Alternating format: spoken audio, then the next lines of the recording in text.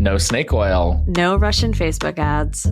Just vibes. This is Vibes Only, the podcast that checks the vibes of American politics every week. And the vibes this week. A cordial debate between these two men. I think the big picture takeaway from this is that one of these candidates is much slicker than the other, is a much more practiced kind of professional debate style speaker. And the other candidate won. We're going to break down what we just saw in the VP debate between Governor Walz and JD Vance. And stick around for an It's Giving to hear what's happening in our group chats and for a good vibe, goodbye. Let's get into it. Well, in the practice round of croquet, the thing that doesn't matter in the thing that doesn't matter. Right. It ended up not mattering? Yeah. It kind of high. What'd you think? Not much. When I am watching a debate, I like to text my non-political friends who I know will watch just because they like to, and I check their vibe. And everyone was like, JD Vance seems slimy. JD Vance is a good debater. He's a good talking head. He could sell you a bottle of salt water while you're dying of thirst. He really could. Mm-hmm. And that was evident. And I think Tim Walz did what he needed to do. Yeah. My takeaway, more so than a winner or loser, is that debates in general do not matter, with the Joe Biden debate being an obvious exception to that rule, and vice presidential debates being even less consequential in presidential elections.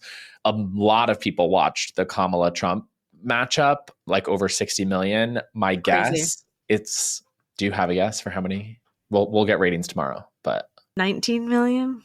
That's solid. I'm probably going to say like 30. Okay. Because I think that these guys have been like visible more because of Vance's controversial comments and Walz's sort of personality. Yeah, I think that Walz did enough.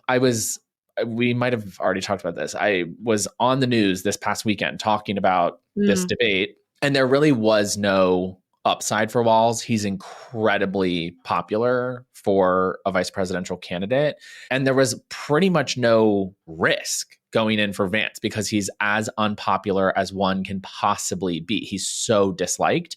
And so as long as he didn't like show up, vomit, and stab Walz, then he would like honestly leave with better ratings than he came in with. The fact that he could simultaneously think and talk helped him do a little bit more than that, probably. But regardless, it really would be shocking to me if it moves the needle for two people that were not present at the debate tonight. Right. JD just read to me like a used car salesman and the worst kind, to your point of him being able to sell anything. And he just was full of shit. And Tim Walz, kind of stuck to his points and had some, I wish I saw more Tim Walz energy than I did see. But I think that, 2 weeks or how much debate prep he had, he probably was very like structured in how he wanted to present himself. Yeah, I agree. I mean, it takes a special kind of person to lie without blinking incessantly. And Donald Trump is that kind of person. We've talked about it on the podcast before, where it doesn't even hit the part of the brain that for the rest of us, when we lie, we have to like actively turn off or to do it well, whatever. Right. Like Vance has the same quality. When he's lying, he knows. He's a smart guy. I do believe he's very smart. Of course. And he knows that he's lying when he's talking about energy consumption. Crazy. That was nuts. Energy production being down and like he knows that he's lying when he's talking about the made up sort of processes and numbers around immigration. He knows that he's lying when he presented the numbers the way that he did around gun violence. He knew that he was misleading, if I'm being as generous as possible, and in some of those situations, just outright lying. Yeah. And it didn't faze him even a little bit. I think you're also talking about a core characteristic of a sociopath, someone who can lie and not feel any sort of consciousness around it. But were there any moments from the debate that really stood out to you as like moments?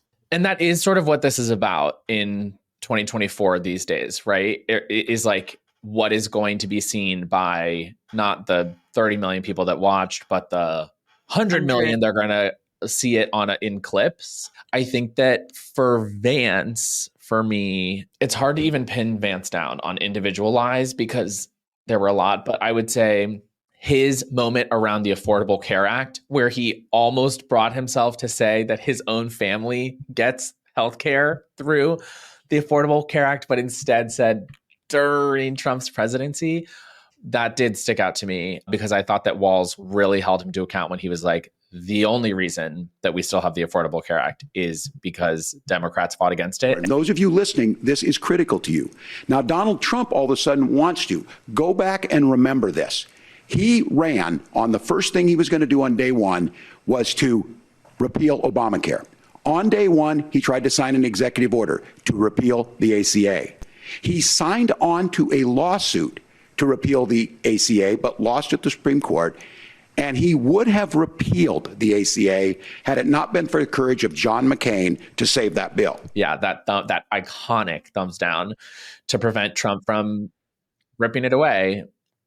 Yeah. What about you? I always so I clocked when JD Vance, I don't know if you did also, because didn't you go to Catholic school? Yep. Yeah, when he was like, Christ have mercy. Did you hear that? I did. I was like, I saw what he was trying to do. He was trying to give a hat tip to the Christians watching. And then Tim Walz one-upped him by quoting the Bible. So I like to keep tabs on how these politicians are trying to talk about religion in a either a totally alternative and conservative way or a more human way. It was an interesting dynamic that both of them were incentivized to agree with each other a lot. Yeah.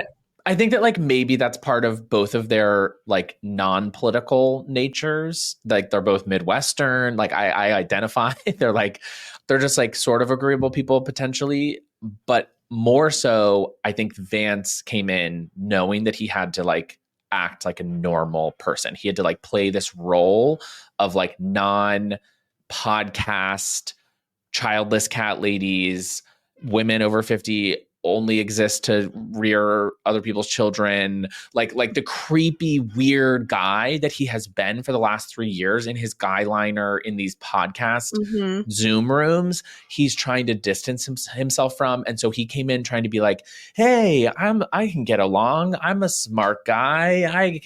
I'm, you know what I mean? And he was like going to try to present himself as not this like dour, angry, who's the guy that we always see screaming at reporters. We saw it a little bit though when he got shut up by the moderators and then he started shaking. You could see it. It was like he was like, oh my God, women are trying to stop me from talking. And he like lost his cool a little bit. I was like, keep going, JD. The rules were that you guys weren't going to fact check. I do want to see, I want someone to like put together a clip. Do you remember from Scary Movie 3? Stop me. Classic. It's classic with the state trooper's hat getting bigger and bigger and bigger every time. Don't remember they that cut back to the hat. Oh my God. And that is these Republicans when it comes to the number of undocumented immigrants that they say are in the country, where it started at the beginning of the cycle at like 10 million. Right. And then mid-cycle, they were like, there's 15 million of them. And then at the first debate, Trump said there were 20 million and said it was more than the population of New York. And then in this debate, JD Vance said there's 25 million. Out of frame. And I'm like, wait, what is going on? They just like have to scare you more and more and more and more and more. Like literally by election day, we might have like a 50% illegal immigrant population in the United States fighting you for a chicken bone outside of Popeyes. Like insanity. Because that's the only thing that you're going to be allowed to eat. Like it's crazy. That was the one thing that did worry about me. And then maybe we can talk about some of the issue stuff a little bit, was that because he is such a smooth talker and you have to have some grounding in the facts and reality to know that he's so full of shit and just spinning and using his Yale law degree and his debate skills to good use, that if you didn't know that, you might believe him and trust him because he's a good speaker. So that did worry me a little bit. But then I also, remembered that we can take him down on the internet like we have for the last 3 months, from Never Trump guy to saying that women who don't have children are sociopaths. Like, okay, JD. Right. Coming for cat ladies, like. Yeah, agreed. And I honestly think that the super slick, smooth talker routine doesn't play as well with the specific voters that Vance needs to be winning over. You know what shocked me? Tell me. When JD Vance was like, I'm 40. I was shocked to learn that he was 40 years old. I thought he was like 55. I was truly shocked. Like, you are too evil for 40. Yeah, he's stuffed a lot of evil into that beard. Yeah, for hating the left and being part of this anti-DEI craze and all these made up things around wokeism and censorship, he loves to play identity politics. Mm-hmm. He loves to play identity politics. He's out here really working in his socioeconomic status, his wife who's a person of color, the ages of his like specific children, and like I feel like the way that it's not saying those things, because obviously those are very normal, innocuous things to talk about, but like it's the timing and the framing of when you use them to try to use it as a political weapon. That's what I think is icky about him, in addition to, everything else. Everything else, like how he became a politician who funds him, lack of backbone, his lack of moral compass. We have to talk about Walz. We're not electing someone to be debater in chief. We're electing somebody who will be able to pull some Republicans into their office, sit them down, and get them to vote on a bipartisan gun bill or to save a healthcare bill that's in jeopardy or something like that. And that is what Tim Walz has shown he can do time and time again as governor. I think that he had some really great moments. Probably my favorite of the night was, we are pro-women, we are pro-freedom. Yes, agree. I'm going to respond on the pro-abortion piece of that. No, we're not. We're pro-women.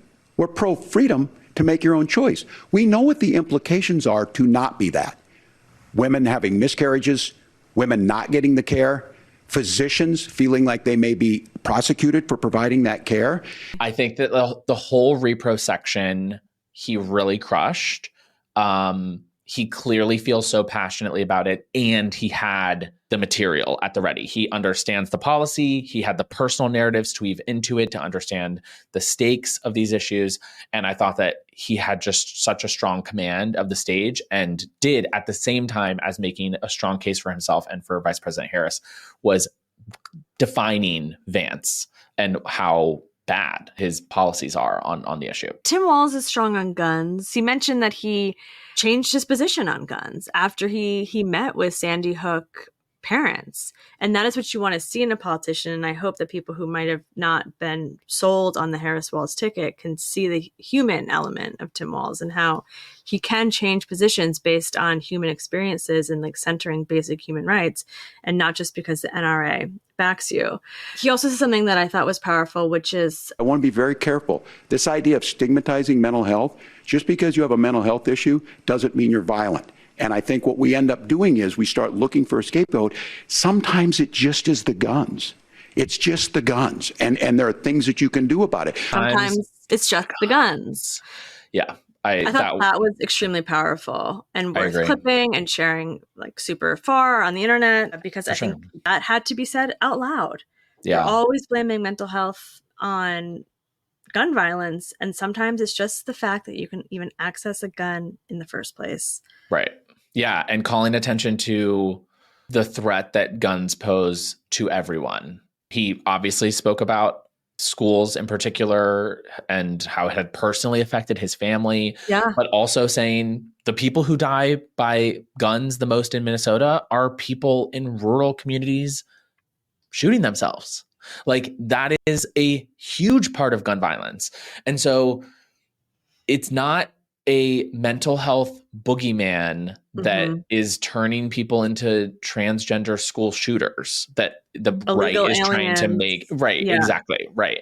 I think that he absolutely humanized it. And that's what he did throughout the entire night. Hearing from Tim Walz, even when he did not like punch back at JD Vance in the way that I wanted or strain together the exact most eloquent argument ever, hearing from Tim Walz is hearing from an uncle that you love, who where you know that trust. he feels everything that he is saying and he believes it wholeheartedly.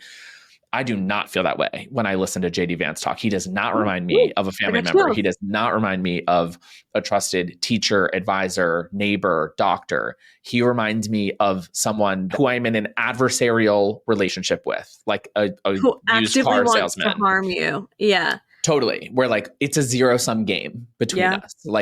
And you might talk real smooth. But that does not mean that you are looking out for me. Or wear a pink tie to try and appeal to women. I don't know what that tie was. Yeah, like the subconscious appeal was not working.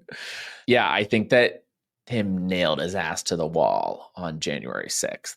That was like a really strong finish where he's looked at him dead in the face and said, did Donald Trump lose the 2020 election? And he wouldn't answer it. And I was like, whoa. And it manifested itself because of Donald Trump's inability to say. He is still saying he didn't lose the election. I would just ask that. Did he lose the 2020 election? Tim, I'm focused on the future. Did Kamala Harris censor Americans from speaking their mind in the wake of the 2020 COVID situation? That is a damning non-answer. He then should have said, why does Donald Trump need a new vice president in the first place? You know what I mean? He did. Oh, he did? He literally said. When Mike Pence made that decision to certify that election, that's why Mike Pence isn't on this stage. He absolutely said that. No, he did. He went there, which I thought was really great. And JD Vance tried to paper over the whole thing like only a snake oil salesman can by throwing it back on Harris and Walz for quote unquote censorship. And then he tried to say that it was a peaceful transfer of power because Trump got onto a helicopter on January 20th and skipped the inauguration. Like, that is not the peaceful transfer of power. No. The question is not, do we have to violently remove the former president from the White House? It's, is there violence in this process of electing a new leader and transitioning to that person?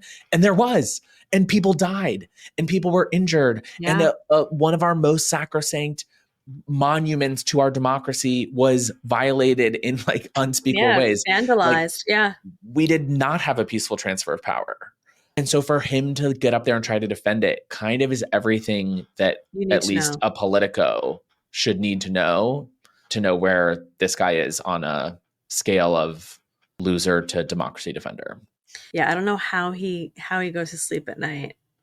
Spineless and with his baby monitor on silent. Oh, right, because he doesn't care about that. It's giving. Well, if we didn't get enough JD Vance from the debate, we also have more footage that's come out this week showing just how unhinged he really is.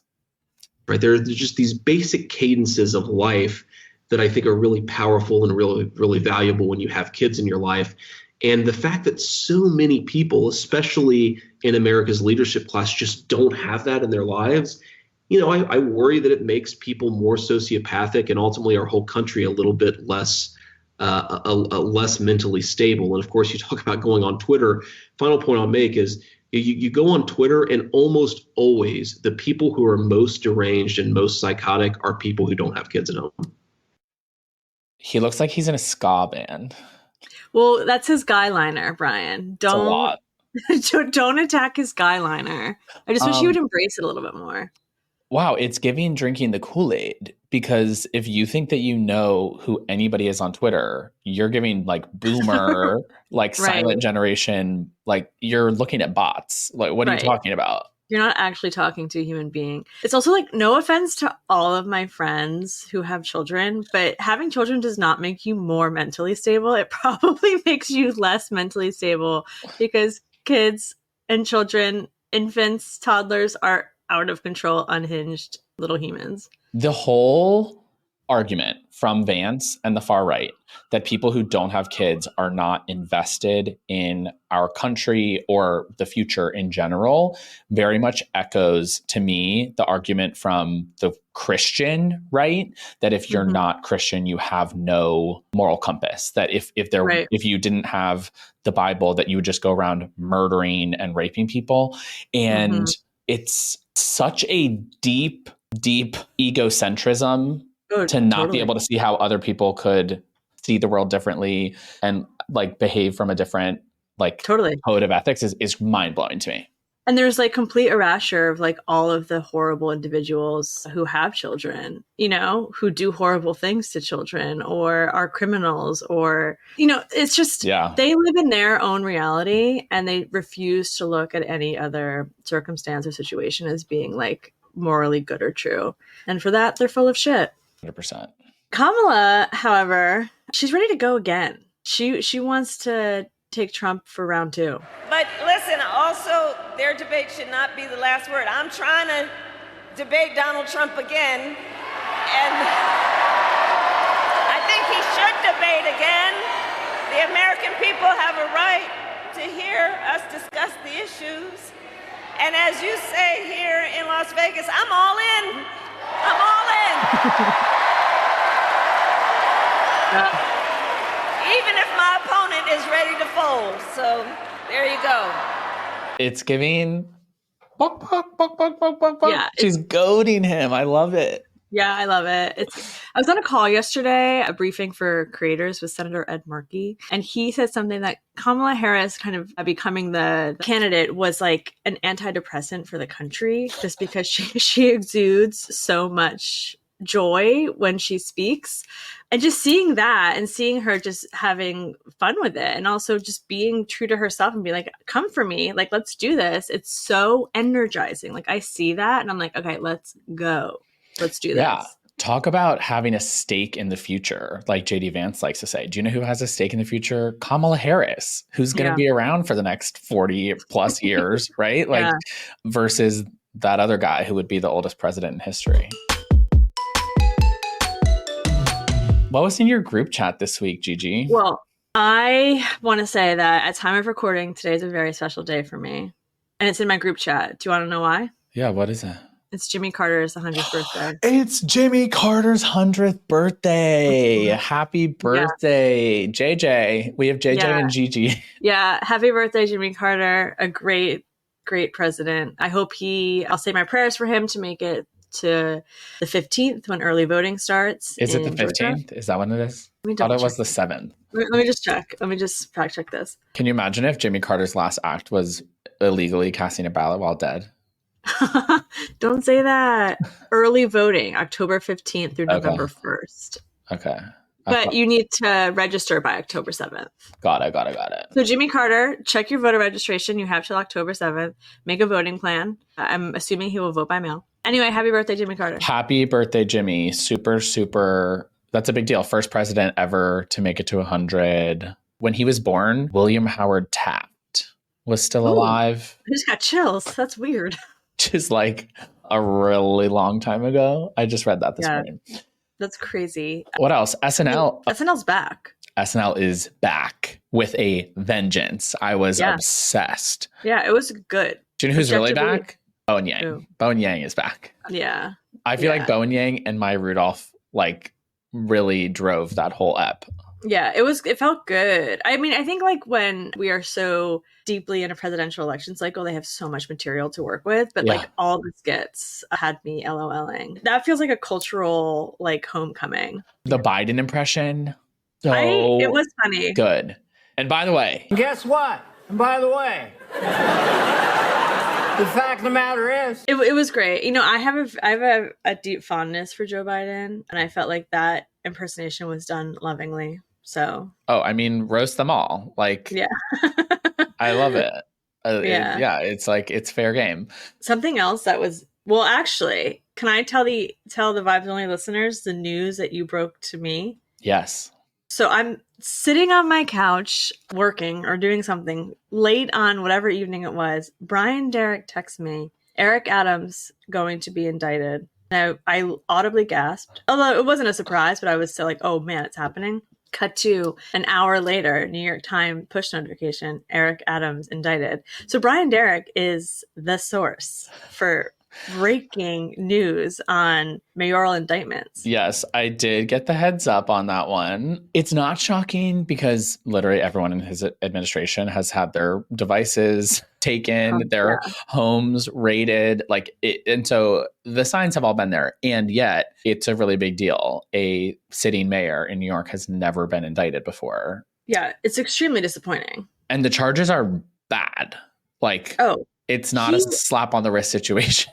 You probably understand the charges better than I do, especially because it has to do with campaign finance. I'm going to tell you what I think the major one is, and you tell me if I'm correct. New York City has a matching program for donations. As I read the indictment, what Eric Adams did was solicit foreign money from the Turkish government to get a FDNY permit quickly resolved for a new building. And he's like, yeah, I'll do it for you if you give me money. He took the money, he washed it, aka laundered it, and then that money was matched by New York City taxpayer dollars in the New York City, campaign finance, which is quite I would say progressive to have matching funds that is supposed to make running for elected office in New York City much more equitable. He then used that money to get matched by the city matching fund for his campaign. That's correct. We would refer to this as a straw man donor scheme where you have one source of funds, in this case being the Turkish government, but it could just be a billionaire in another situation. And then they're going to divvy that money up to credit it to individual donors in order to work around campaign finance law.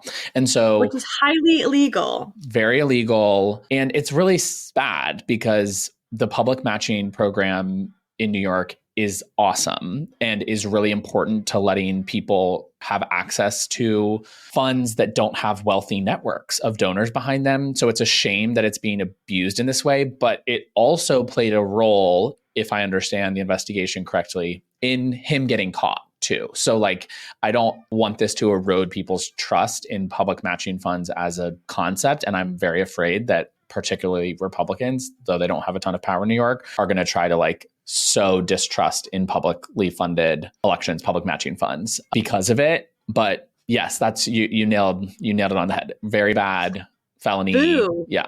Boo this man.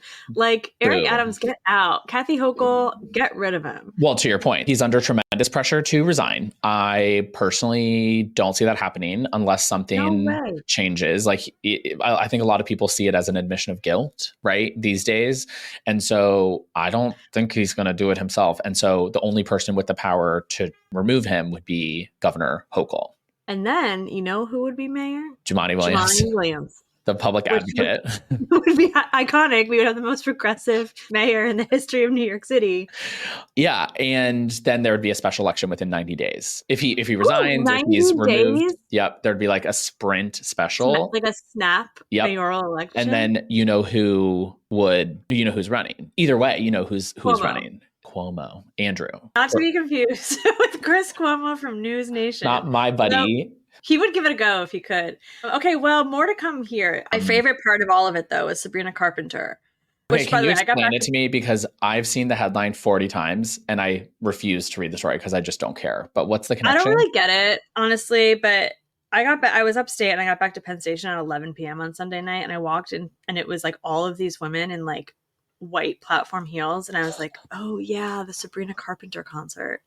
But she said at her concert, because so Sabrina Carpenter shot one of her music videos in a New York City church.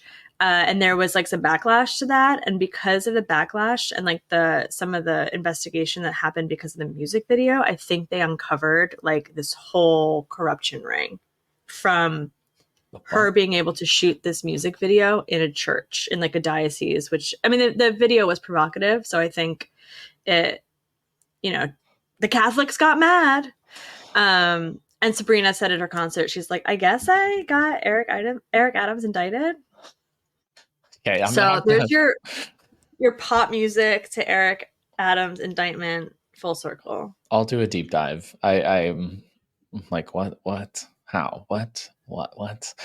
We're still in the era of like Mad Libs politics, where you're just like pulling random names and actions out of a hat, and it's like, it's true. Yeah, I can't.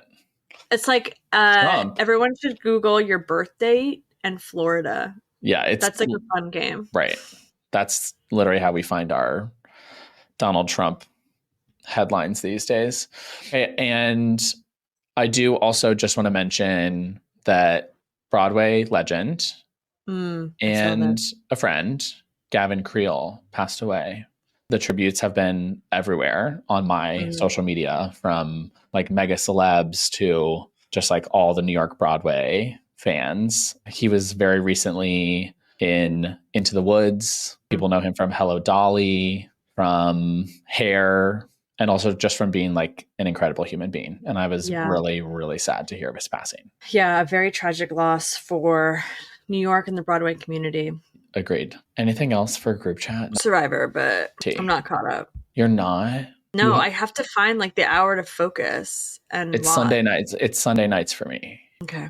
So if you can like get it together, that would be awesome. Well, I still want to get you on the industry train. I think you'd really like it. They had their season finale on Sunday. The best hours of television I've seen in a while. That's post-election for me. Yeah, and then you can binge it. You could do like all 3 seasons. And I've been a fan since season 1, episode 1. I just want everyone to know, because everyone's going to love this show. Yeah. Okay. Okay, good vibe, goodbye. Coming out of Georgia. A Georgia judge has struck down the state's abortion ban, allowing care to resume. So Georgia had a 6-week abortion ban, which, as we have said multiple times on the podcast, is basically a total abortion ban. Most women don't even know they're pregnant at 6 weeks. So they would find out, and then they would realize they don't have access to care. So that's just good news, objectively good news, and just shows the power of judges. So obviously judges are appointed or elected depending on your state and what type of judge, whether it be a Supreme Court judge or a district judge. But it's important to know who your judges are, because they have the power to do things like this. Period. Vote SCOTUS, baby. Let's go. Those are all the vibes this week. Thanks for listening. We are 34 days away from this election, or even fewer depending on when you're listening. We are in the home stretch. How are you feeling? Let us know by sending us a text by clicking the link in the episode description, or send us a voice memo at vibes@couriernewsroom.com. We hope to hear from you. Until then, thanks for listening, and we'll catch you again next week. Vibes Only is a production of Courier, a civic media company that protects and strengthens our democracy through credible, fact-based journalism, and seeks to create a more informed, engaged, and representative America. Vibes Only is produced by Devin Maroney with support from Courier's Kyle Tharp, R.C. DeMezzo, Daniel Strasburger, and Lucy Ritzman. Video editing is by Shane Burkest. Tara McGowan is founder and publisher of Courier.